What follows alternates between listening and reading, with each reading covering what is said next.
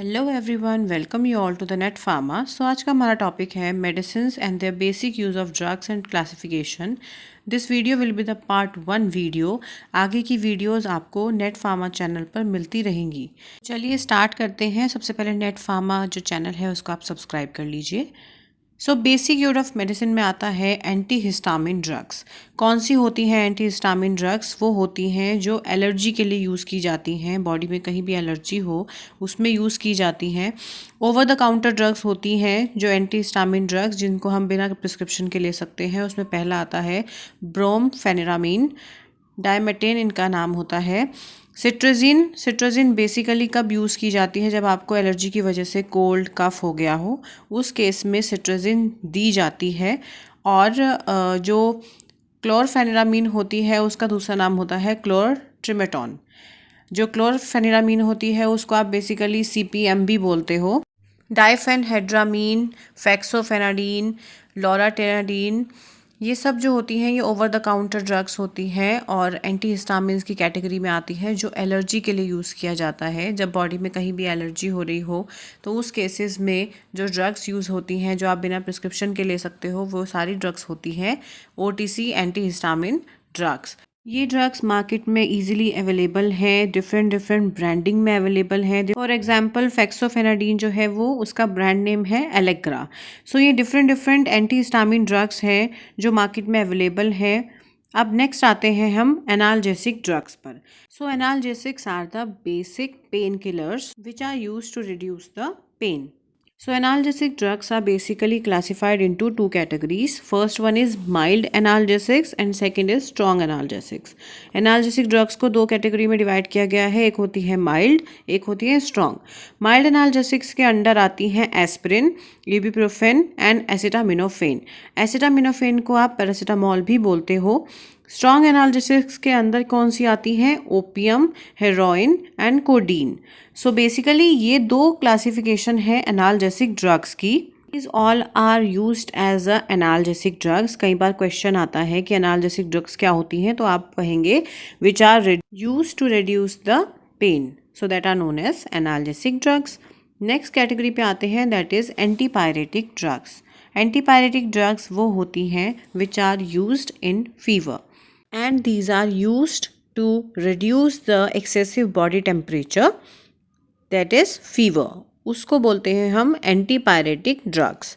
Antipyretic drugs में आते हैं एस्पिरिन, पैरासीटामोल, एसिटामिनोफेन, जो वाइडली यूज़ किए जाते हैं for as a antipyretic drugs. Fever में यूज़ की जाती हैं और इसी को आप बेसिकली बोलते हो फीवर वाली medicine.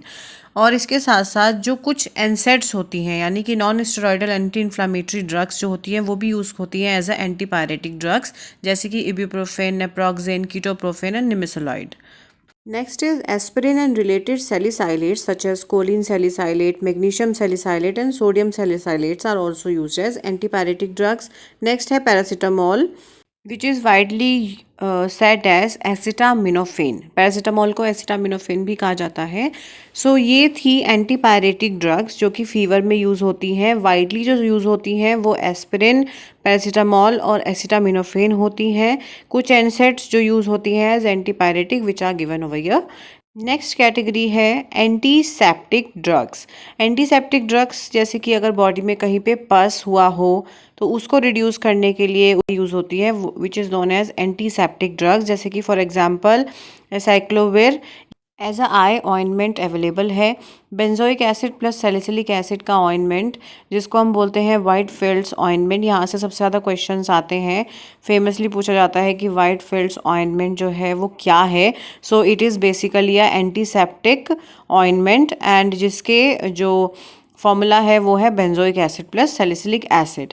Benzyl benzoate lotion use होता है, कैलेमाइन लोशन यूज़ होता है। Chlorhexidine 5% solution as a antiseptic available है। क्लोरहेक्सिडिन का 7.1% डर्मल जेल अवेलेबल है। माउथ वॉश अवेलेबल है। Chlorine releasing compounds are basically used as a antiseptic drugs.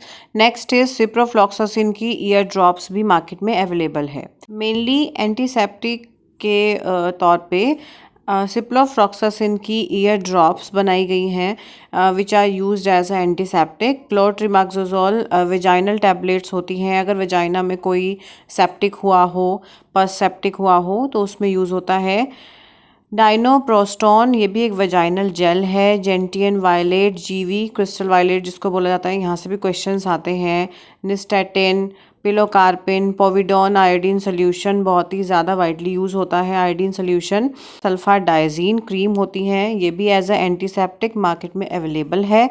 जो sunburn की वजह से कोई सेप्टिक हुआ हो या फिर कोई स्किन पीलिंग हुई हो तो उसमें जो यूज़ होती है that is silver sulfadiazine creams use होती हैं एज अ एंटीसेप्टिक। टेट्रासाइक्लिन की आई ऑइंटमेंट आती हैं एंड जिंक ऑक्साइड के भी ऑइंटमेंट्स होते हैं। So these are the drugs which are used as a antiseptic. Next category आती है antibiotic drugs which are used in microbial infection.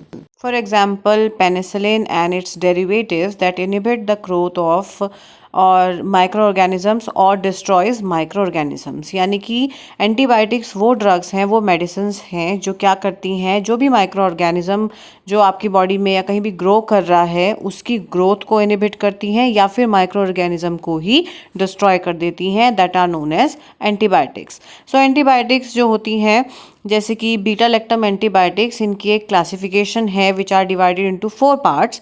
First है penicillins, cephalosporins, carbapenems and monobactams. So penicillins के under बहुत सारी antibiotics आती हैं जैसे penicillin G, V and etcetera. Cephalosporins के अंडर 4 जनरेशन्स आती हैं, 4 generation 5 generation cephalosporins. First generation के अंडर आता है एम्पिसिलिन, सेफाड्रोक्सिल। सेकेंड जनरेशन में cefazolin, cefamandole and third generation में cefaclor. Fourth and fifth generation में cefepime. So these are the beta lactam antibiotics which are widely used in order to inhibit the growth of microorganisms or destroy microorganism. Do like, share, comment and subscribe to our YouTube channel Net Pharma and stay tuned for the next